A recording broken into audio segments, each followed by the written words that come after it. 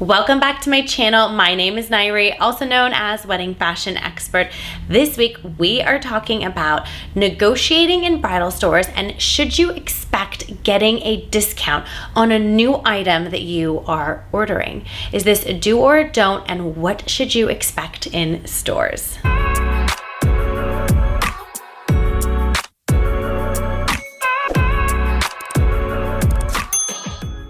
Before we dive into this week's topic, please be sure to give this video a thumbs up, subscribe to my channel, leave a comment below, let me know if there's a particular video topic that you'd like me to create for you. I am here for you, guiding you along the way, leading up to your special day. For those of you that are new to my channel, welcome. I am so honored that you have found me.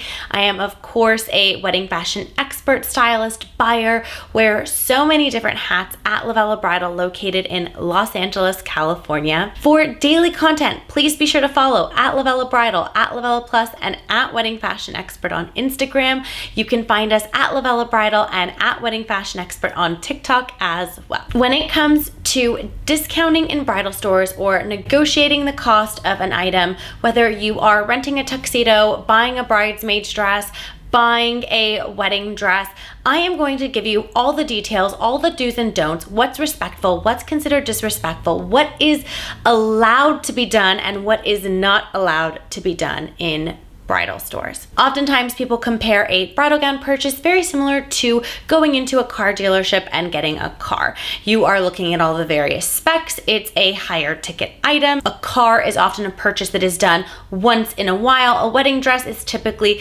once in a lifetime, depending on how many loves you find in a lifetime that you want to marry. For some, it's multiple times in a lifetime, but again, it is a higher ticket item that is very rare within your life that you are purchasing over and over and over again.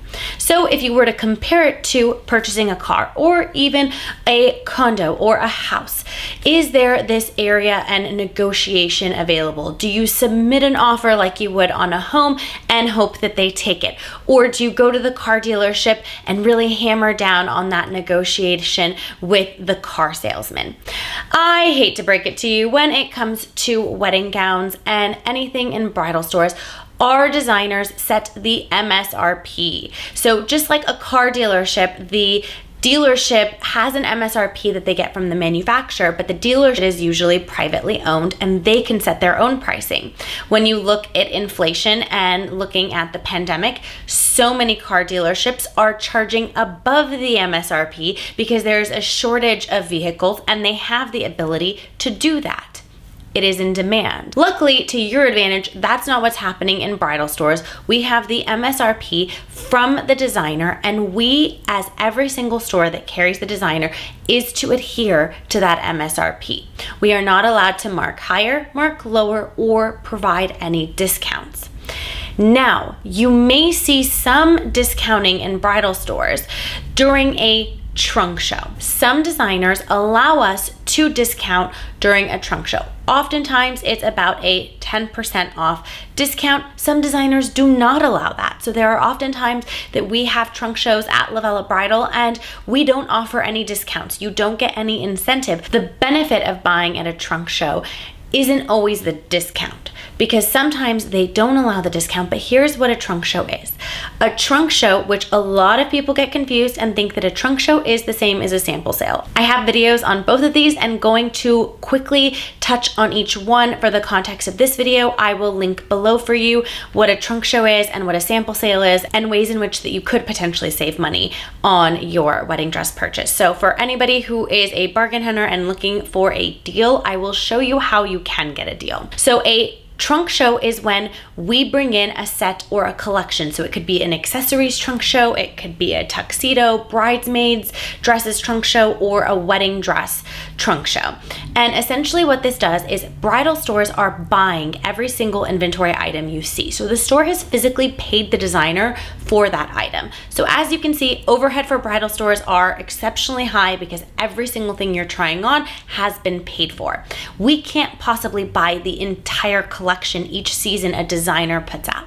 So a trunk show, what we do is we pay for the shipping for the dresses to be, or the items to be brought in, and you have the opportunity to shop a larger selection. You shouldn't be entitled to a discount when the store is spending money to bring those dresses in for you to shop, and you get to see more selection than they typically would have in store. It's actually a huge advantage to go to a trunk show. If you are in love with a particular designer, you get a larger selection to choose from and finalize your decision. So a trunk show is truly a buying experience. Then there is a sample sale. A sample sale is amazing for all of you bargain hunters who are out there. Sample sale is the stores who have bought their samples, and those are hanging in the store for them, for clients to try on, whether it's accessories, you name it, they're available, right?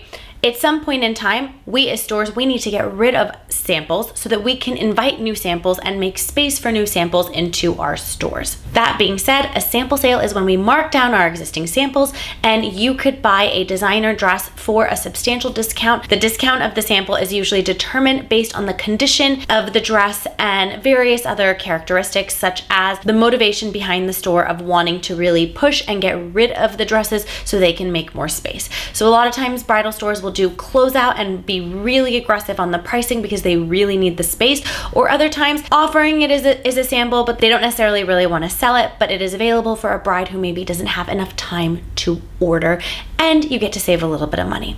So if you are looking for a deal, a sample sale is the way that you want to go. If you are purchasing a new item, it is not appropriate for you to ask for a discount, and it certainly is not appropriate for you to feel entitled to getting a deal. The store is spending money to buy that dress in order for it to come for you brand new. And in addition to them buying it, a fee that stores absorb and do not pass to the consumer is shipping. So we pay a lot of money on shipping that we do not transfer over to the bride. So by you asking for a discount or wanting us to discount a product, you are cutting into profit margins, which really puts the business at risk for thriving and surviving for years to come. Furthermore, our designers do not allow us to discount.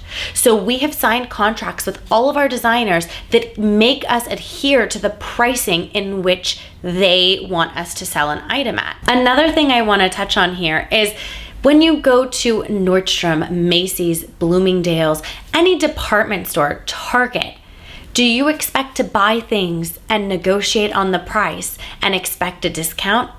No. What you see is what you get. If it's marked down and on sale, that's the price. If it's full price, that's the price. You either want it or you don't. The same thing applies in bridal. There seems to be this misconception that there is opportunity to negotiate and to figure out pricing that works for the consumer, but not really realizing what jeopardy it puts the store in. And for those of you shopping, if a store is deeply discounting or severely priced less than other stores that you have been to, that is a huge red flag. Oftentimes there are people who are doing things out of desperation. So if prices are extremely low compared to what you've seen out there, you might want to question why that is.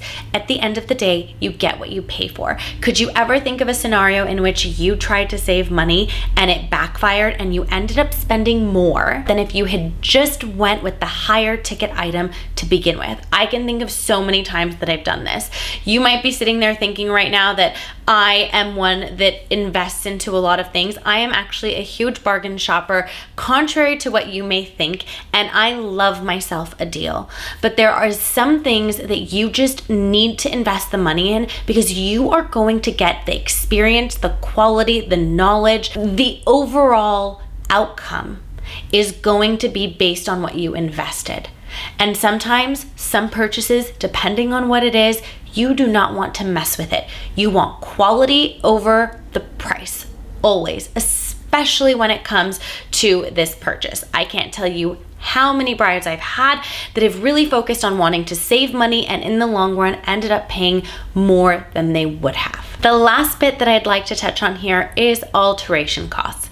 Oftentimes consumers feel as though that the alteration costs could be negotiated or cut down or gifted, whatever you may think, because it's someone's time and energy and labor, and there isn't an actual cost of goods that are attached to what's being done, to what you're paying for. I encourage you to think about it. If you were the store or if you were the seamstress, would you be willing to work for free? Would you be willing to cut your hourly pay or cut into your own costs, that what it takes you to feed you and your family and your overall expenses? The answer is likely no. We all have a price, and we're all valuable, and we're all contributing to a service or to a product, whatever it is that you do for a living.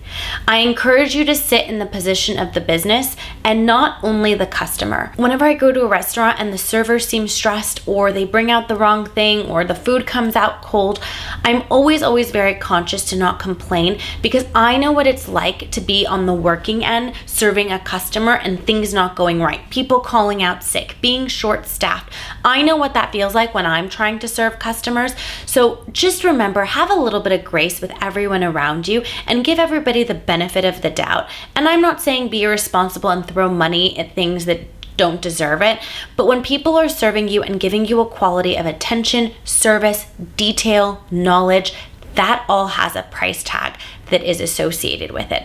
And the real blessing is that you get a stylist and someone who guides you through this process that you don't pay additional for. You don't pay for our expertise that come with what we do. You pay for the product that you're buying. So when you look at it like that, if you were not only just buying the product, but also our time and our expertise, that price would really hike up. So there's value in the time and the energy, the person who is helping you, the knowledge in which they have. It's not just about the price of the product that you're purchasing. I think that this is really an important angle to consider, because there is a lot of knowledge and expertise that go into this, and not just a product that you are purchasing or an item that you are purchasing. I hope that you found this video helpful and gave you a little bit more insight of how things run and the do's and the don'ts and why behind it, just so you can really understand. The bridal industry is definitely a unique industry in a lot of ways, because you are trusting a business to place the order on your dress and to receive it, and it's a bit weird because there aren't any other purchases that you're making that you can't take home with you that day. Like, even when you go to get a car, oftentimes you're driving it off the lot. You might be ordering one, but you're not waiting the amount of time. Typically, sometimes in this day and age, it's a totally different thing. Cars are taking forever, but more or less, your bridal dress, your bridesmaids' dresses, planning what the men are gonna wear in their tuxedos. This is all planned out so far in advance. It's unlike any other experience, and I wanted to provide a little bit of insight of how it works and what to expect, and hopefully save you the headache of just investing a little bit more, saving somewhere else if you need to, but investing a little bit more for the knowledge, the expertise, and the overall experience that you are going to get. Sometimes it's worth just paying for it in the front end and receiving a great experience in the back end, instead of doing the opposite of trying to save money and then ending up to spend more at the end. I've been there, I've done that, I've learned my lessons, and I hope that this video helps you move forward and put your best foot forward into this process and have a successful experience. For more videos and tips like these, please be sure to tune in every Wednesday, 8 a.m. Pacific Standard Time, and I will see you in next week's video.